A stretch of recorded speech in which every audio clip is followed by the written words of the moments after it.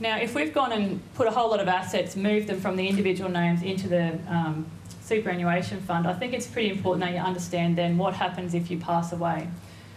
So the first thing would be that generally in this sort of case it was fairly straightforward. We would probably set the pensions up to be reversionary, and that just means if Don passes away first, his pension will automatically revert to Mary and it will just continue to pay her every month. There'll be no break in her income, doesn't have to go through probate or through the will process at all. Same thing, if Mary passed away first, it would revert to Don. Now, if they both pass away though, it's important that they've left instructions on what has to happen then. And they want their estate to go equally to their 3 adult children. And they also have some personal assets outside of the super fund, home, cars, bank account, etc. But that super fund, if I'm looking 20 years down the track, because we did this at 65, if I'm saying, you know, we're now at age 85, that super fund is potentially a $2.9 million asset. And I just did some really conservative assumptions, and I think I only used a 2% growth rate on the property, but over a 20-year period, I think it would be not unlikely that that property could grow from 1.2 million to about 2.2 million.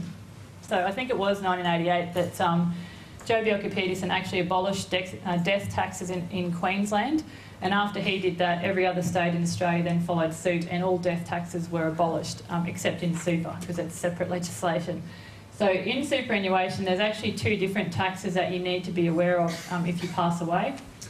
The first one is, as in this case, we've got assets in there that may need to be liquidated if they both passed away, because we now have to pay out death benefits to their estate.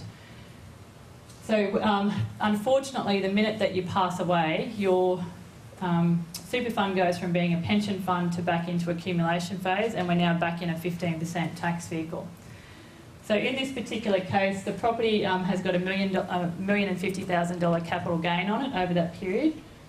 In a super fund, we get a 1/3 discount for owning an asset for more than 12 months. So in your individual names, you normally get a 50% discount if you've owned something for more than 12 months. In a super fund, it's a 1/3 discount. And then the taxable gain of $700,000 will be taxed at 15% inside the fund, or $105,000. So if you're going to be putting assets that are going to have a capital gain in your super fund, you need to be aware of the ramifications on death, and if possible, put some strategies in place to try and minimise those taxes. There's actually 2, as I said. The other death tax is the tax that happens when you're paying the benefit from the super fund out to the beneficiaries.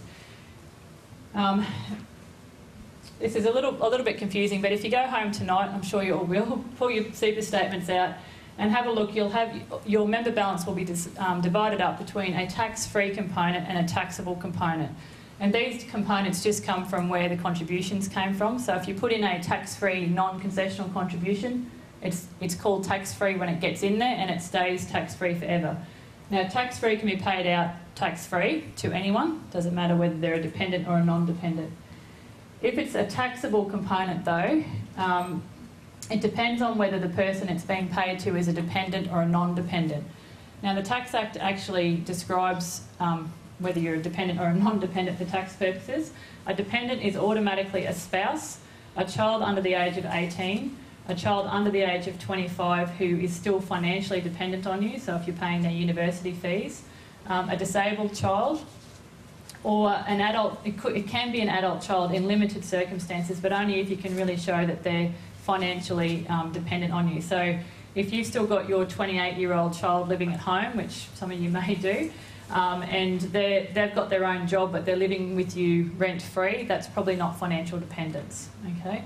So if it's a dependent, so spouse, child under 18, child under 25 if you're paying their school costs, disabled child, they're able to have the taxable component completely tax-free. If, however, your superannuation is going to end up being paid to adult children who are not financially dependent on you, then they're going to pay 16.5% tax on the taxable component when it comes out of super. So it's important that you do sit down and do the numbers and just see, is there going to be an issue by holding all my assets in super?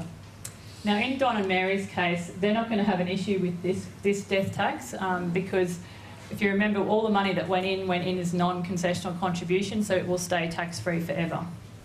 But I just wanted to give you some examples of what you could do to try and minimise particularly the capital gains tax.